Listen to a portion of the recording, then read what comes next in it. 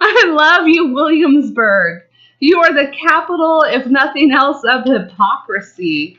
I'm going to tell you about a couple things about the city that I live in, the city that makes me laugh constantly. And it is the city of Williamsburg, um, the city itself. Um, first order of news in the hypocrisy business. Now we do have an alum. We have a lot of famous alum from the College of William and Mary, and one of the alums that is going to come and teach, who is currently unemployed, and I guess because he needs a job, they're willing to give it to him, is former FBI director James Comey. He's going to come to William and Mary. That is, if he's not in court, being called to testify about not only the perjury and the leaking that he did, but the mishandling of certain investigations, a la Hillary Clinton, and some of the wrongdoings in that investigation, but the illegal things that he did, like leaking information when he found out that he was not on Trump's good side anymore and was being fired. And just because you leak something to someone else doesn't mean you didn't leak it. You leaked it to someone who you knew was going to leak it for you. That's still leaking, and it's still illegal, and it's very, very unethical. So that's what's so funny.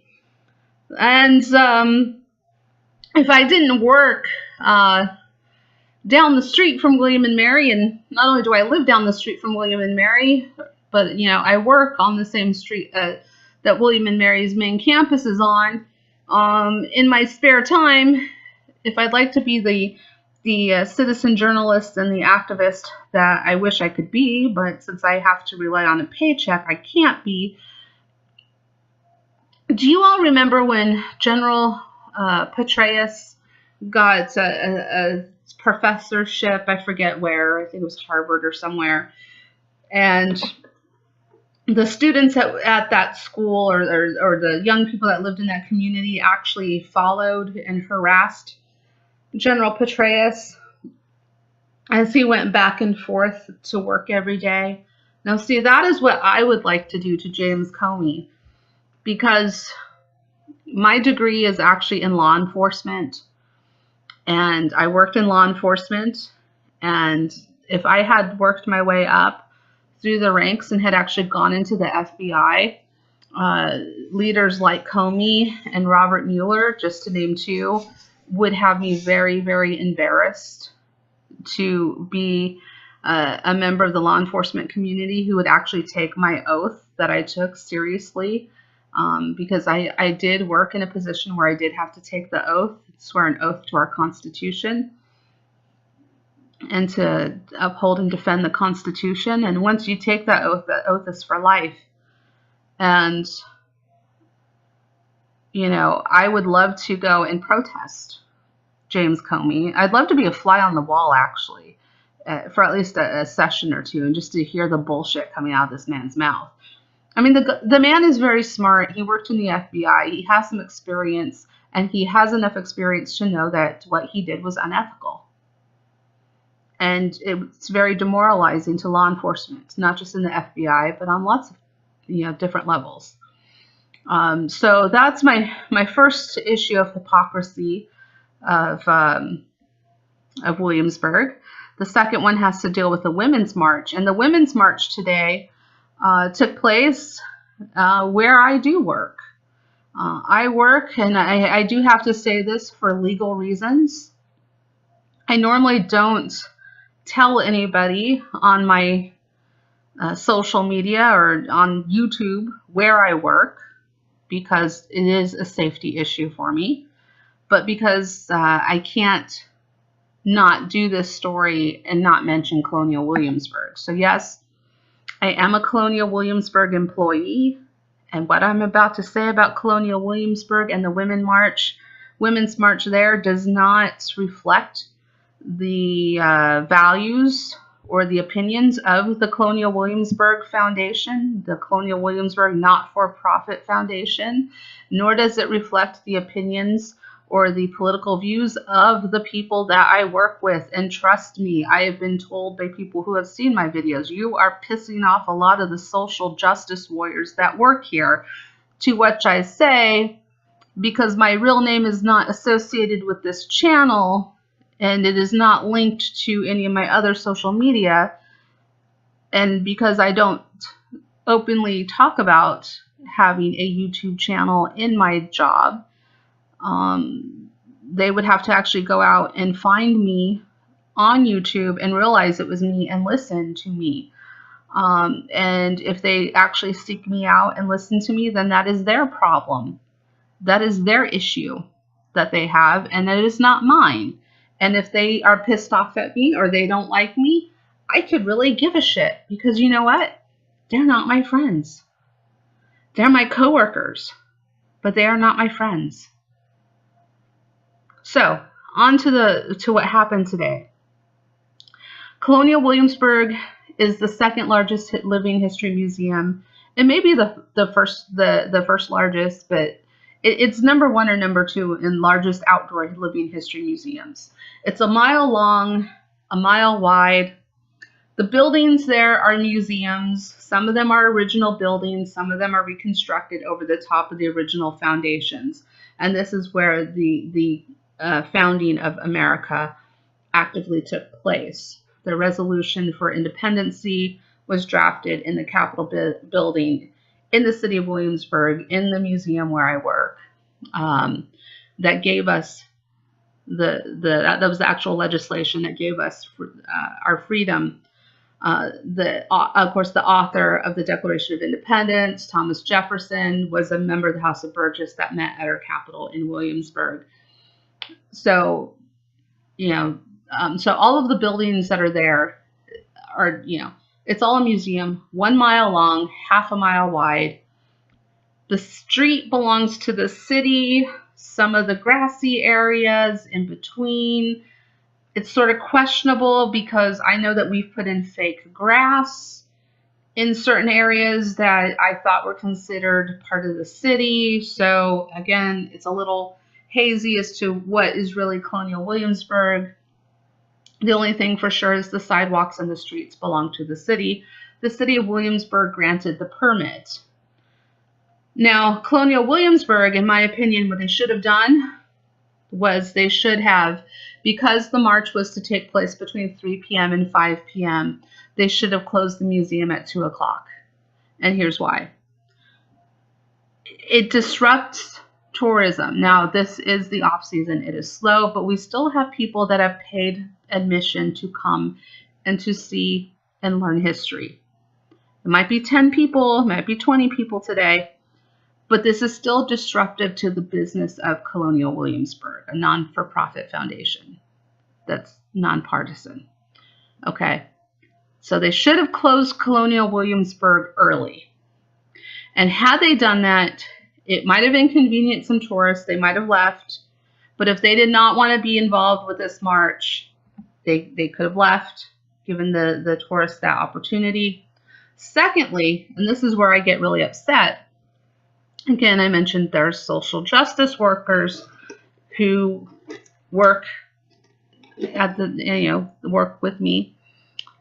And they take pictures in their costumes on their own social media, holding their fists up, which to me is very offensive, because that means violence. That is, to me, a fist does not mean peace. It means you're fighting, and post on their social media. I don't have a problem with that. Again, these are people that I wasn't friends with, but because, through interactions with other people, I saw the picture, and I'm like, okay, well, that's kind of offensive, but that's on your own page, and that you're not my friend, and I don't really care. But employees of Colonial Williamsburg who were in their costumes, because we wear costumes to present an 18th century immersion experience. Employees in their costumes being paid on the clock at Colonial Williamsburg were raising their fists in support of this women's march and shouting words of support to these women that they were with them. Okay?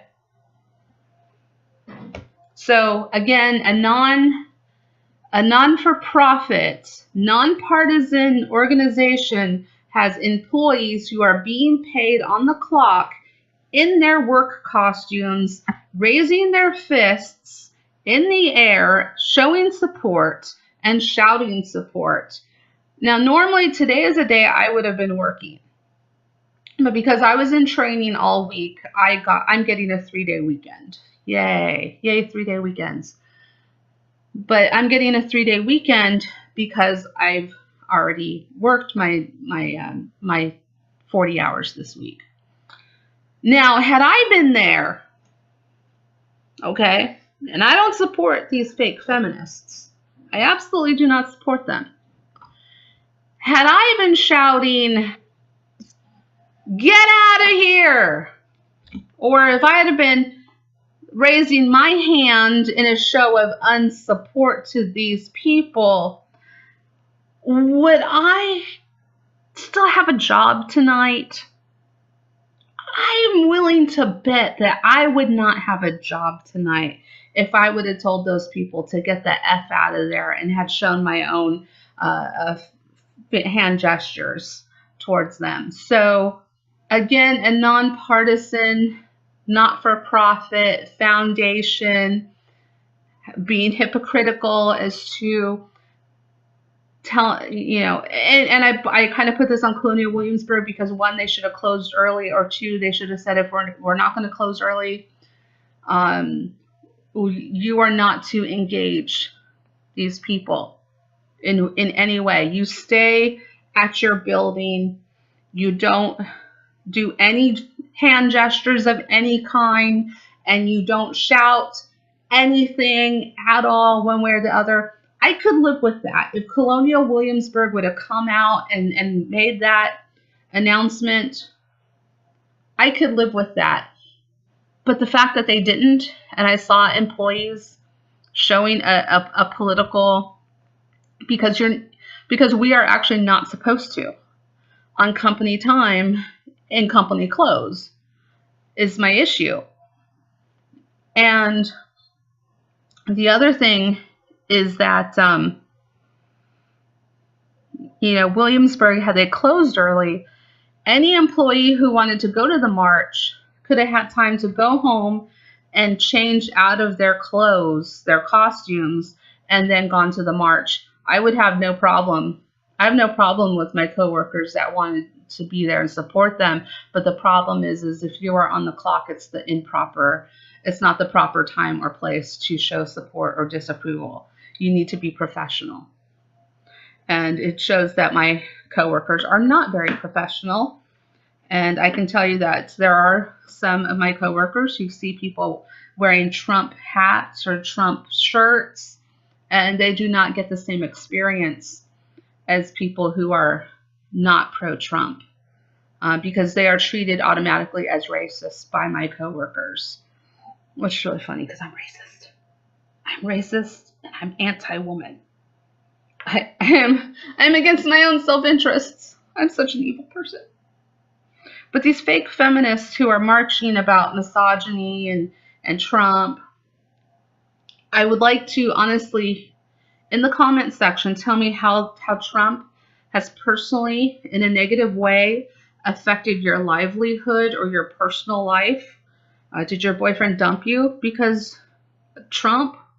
Did you not get a raise at work because Trump came in and told your boss not to give you a raise? I mean, how has Trump negatively impacted your life? Like, actually, Trump himself come in, or any legislation that Trump has done that has negatively impacted your life?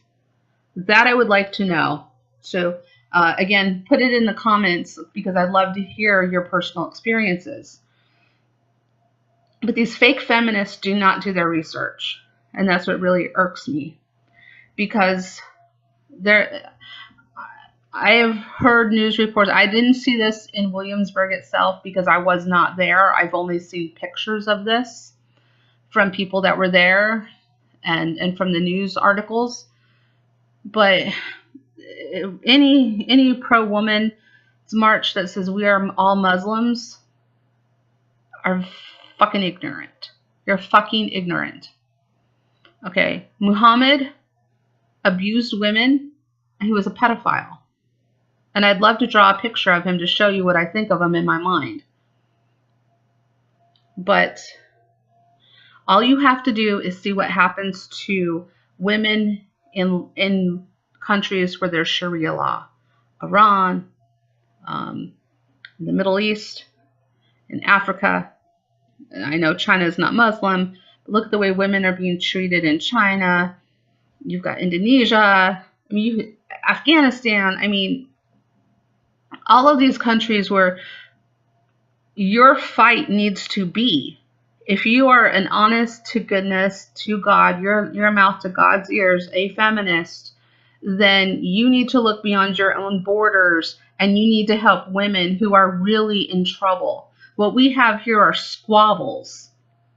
Okay, we have differences of opinion, but I'm sorry, but when a woman needs 2 witnesses to a rape, when she doesn't have permission to drive a vehicle, when she can't leave her house without a male escort, when she has to cover herself from head to foot, and if she's raped, it's her fault. She's going to get stoned to death or beaten to death. Or if there's adultery, the man can do what he wants, but we're going to beat this woman to death or stone her to death or whip her or behead her. If you're gay, we're going to throw you off of a rooftop because you're gay. We're going to kill you for being gay. I'm sorry, but those are not my values. Now, if you agree with that and you want to say you're Muslim, then have at it. But those are not my values. Those are not my values. And there was a sign in Williamsburg that said persist, which is really funny because my friend who's a gay Republican, who's an activist, his movement is the persistence. And he says that he persists. So I'm not sure if maybe someone there was either trolling the march or if they're actually that horribly misinformed that they think that persist is a liberal thing when it's actually resist.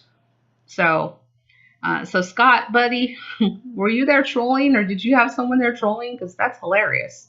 But again, I wouldn't be surprised if it's just how horribly misinformed these people are. If you want to see some videos about a woman in Afghanistan who actually speaks up and does videos about the treatment of women in these Muslim countries, her name is Lena Alam, and I will post a link to her in the comments. She's an Afghani woman, and she does very dramatic reenactments of actual things that have happened to women under Sharia. So again, if you're saying that you are Muslim, I think you need to do your research and you need to watch these videos. These are not real people being put to death or women being put to death or stoned or beaten, but trust me, if you want to see it, it's out there and you can find it. And you need to do that research.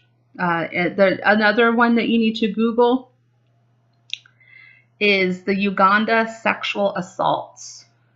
It's a one woman in Uganda who's actually fighting against sexual assaults in her country. So again, look up, do your research about where women are actually honest to goodnessly repressed. Sex slavery, human trafficking. There's there's a lot of women and young men, but mostly women that go missing every year in this country and in other countries, and it's because they're being human trafficked. And they're being trafficked on the dark web, and those of you that know your internet, you know what the dark web is, and these people can be bought and sold and tortured and by people that will actually sign in and log in and actually pay to purchase these people or pay to watch these people being tortured on a live stream. It's called the dark web, and you actually have to know how to get to the dark web in order to see a lot of this. And, and like I said, you can actually see the real, women being stoned to death and beaten and beheaded and, tortured. You can see all of that. And going back to the Muslims, I'm sorry, but my values do not include a woman having her clitoris removed as a child. Why don't you look that up too? Because that's happening in America, by the way. Dearborn, Michigan, Detroit, Michigan, where there's heavy Muslim populations, they are doing clitorectomies on baby girls. Look it up. And no, it is not the same thing as circumcising a young boy or a baby boy. It is absolutely not the same thing. So again, Muslim values are not my values, and don't you dare try and say that Muslim values are American values, because they are not. And the other thing is that there were no signs about the Hollywood pedophilia. Again, if women go to a hotel room and they engage in consensual sex because they know they're going to get a part in a movie, or they're going to be a leading lady in a major film, that's something that she has bargained. She has paid for that role with her body. Okay, that's consenting adults. But a man exposing himself and forcing a woman to touch him against her will, sexual assaults, rapes, I don't think there were any signs about that. Pedophilia in Hollywood is very rampant. I had actually, going back to the rapes, I had a friend who was an up-and-coming actress. She was Native American. If I named some of the things that you've seen her in, I know you've seen her. And I only say this because her father has actually come out and spoken about this. But my friend, who has since passed away, was at an award show. She was in a Harvey Weinstein film with Quentin Tarantino and Benicio del Toro. She worked with all of them. On a bathroom floor in the men's room, she got raped by a Hollywood executive that worked for Harvey Weinstein. And these men coming in and out of the bathroom aren't saying anything. They're not doing anything. Some of them are high-fiving the guy as he's raping my friend on the bathroom floor. Okay.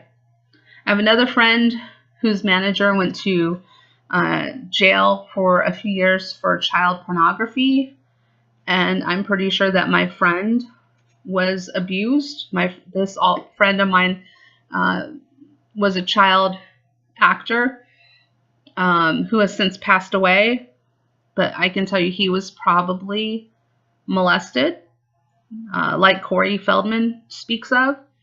He ran in the same circles as Corey Feldman and Corey Haim and Elijah Wood, and so he's right in there with them. I'm not going to say anything more about that because I don't know how his family feels. They haven't said anything about him, so I'm going to respect his and their privacy. But again, nothing about childhood pedophilia. The pedophiles in Hollywood. Nothing about the sex trafficking.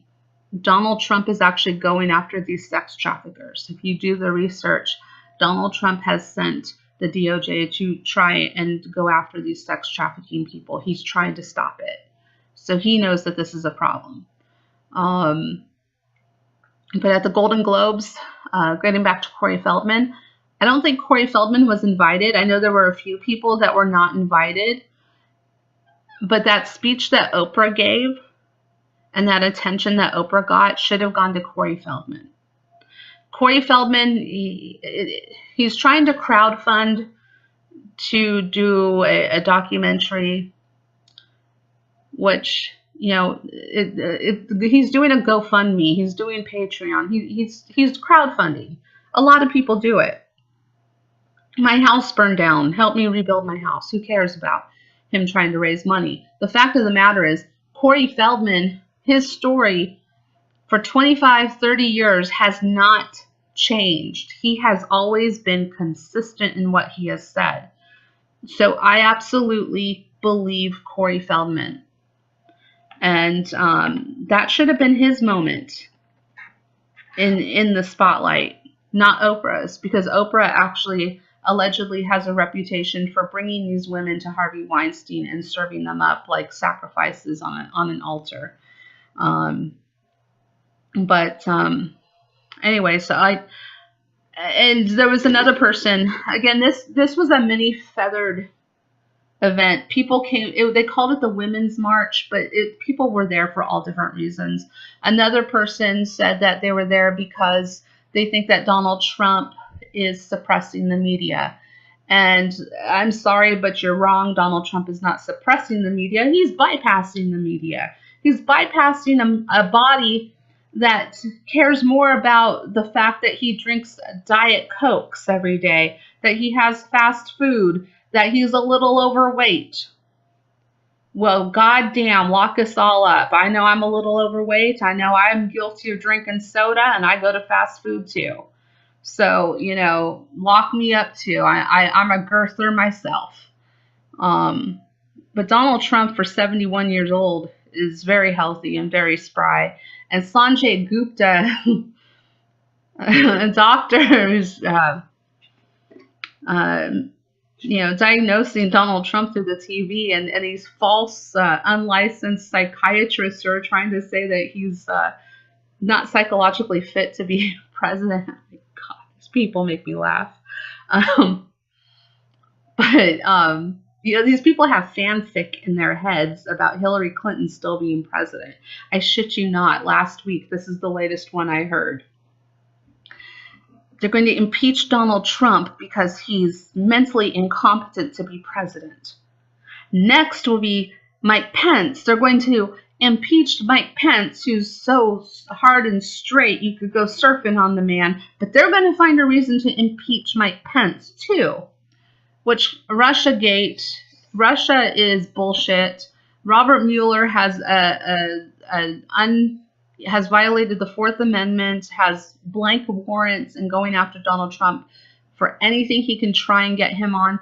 And if he can't get Donald Trump, he's going to get people to close to him for any little thing they've ever done, to pressure them to lie about the president in order to try and get something on him. And if after a year, even Robert Mueller hasn't gotten anything, trust me, there's nothing. When you can throw out the Constitution and just go after the president, which, by the way, if they can throw out the Constitution to go after the president, they can throw it out to go after you little peasant. The Pissgate thing is pure horse piss or bullshit. But somebody needs to go to jail for that. That dossier, Pissgate, they're still pushing. I don't know why. Because we know it's horse shit and it came from a foreign agent, and that the Hillary Clinton's campaign was the one who got intelligence from a foreign agency of lies, basically. But okay, so they're gonna. This is their fantasy: impeach Donald Trump, impeach Mike Pence.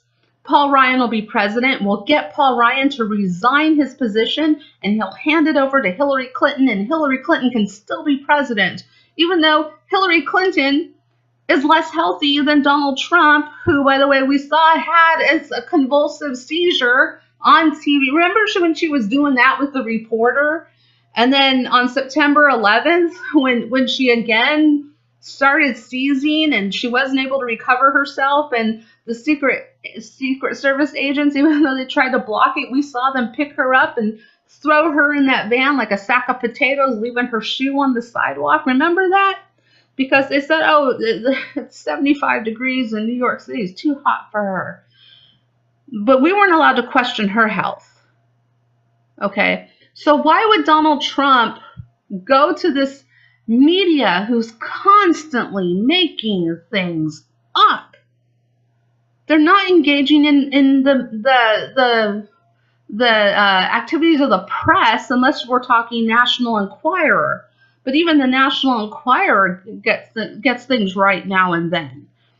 The fact of the matter is that, when Donald Trump did the fake news awards, if there were mistakes made, that's one thing. But when you see that they're having to retract and apologize and retract and apologize, and they're doing it every single month over something. That's not a mistake. That's them putting out false stories and then getting their asses called on the carpet for it. And there's no law that says that the president has to sit down in a room or any of his people with the press to answer their questions, especially in the day of social media when the president or his people can do what I'm doing right here and just speak with you one-on-one. He bypasses them all the time. He does not need the media. The media needs the president. And the legacy media, the corporate media, is failing because we see through their lies, one. And two, because the people like me who are engaging in alternative media, and yes, I am telling you the news. I'm telling you what happened in my city, what's happening in my city. I'm editorializing it. As you all know, this is my opinion on what happened, but I'm still reporting on what happened. And I am not a news outlet. I'm alternative media. People don't even consider me to be part of the media. If you ask the management at my job, they tell me that I am not engaging in the acts of the press, because you see that would fall under my First Amendment rights, or the fact that I'm engaging in freedom of speech. But you know, when you have to work for a living, you do work for corporations that do suppress that. But when alternative media, Styx Hexenhammer, Andy Worski, Alex Jones, Owen Schroyer, when those outlets get the stories right more than the legacy media does, the legacy media is slitting their own throats, because I cut my cord over a year ago, and I watch, other than what I get on my antenna, I watch the first maybe 10 minutes of my local news before I turn it off, just so I know what's happening in my own community, and then I turn it off. I don't watch any other media. I get my media from the people that I trust, which are people in the alt media, like Red Ice TV, Styx Hexenhammer, Alex Jones, the Young Turks. Yeah, I watch them sometimes too. The Young Turks, they're leftists, by the way. H.A. Goodman, who's a leftist, Stephen Molyneux, the Political Avenger, the Truth Seeker, who I love and adore. I love you, Josh. So, those are the sources that I trust more than anybody making $1 million on TV with their $100,000 haircut and their highlights and their weaves and all their pancake makeup. Yeah, I'm engaging in the same activities as them. Why does Jim Acosta, why does he think that he has more of a right to be in the Capitol, in the White House press briefing room than me, or Styx, or Alex Jones, or Owen Schroyer, or the Political Avenger, or anyone else who's engaging in the activities of the press? What gives him more right to be in there than us when we get the stories right more than they do, especially him? So just think about it. I know this has gone long, but I hope you enjoy it. Leave comments, criticisms, witticisms. Well, as Mr. Lionel, the Lionel Nation would say, who also engages in the press, comment below as you see fit. And I'm out in 3, 2,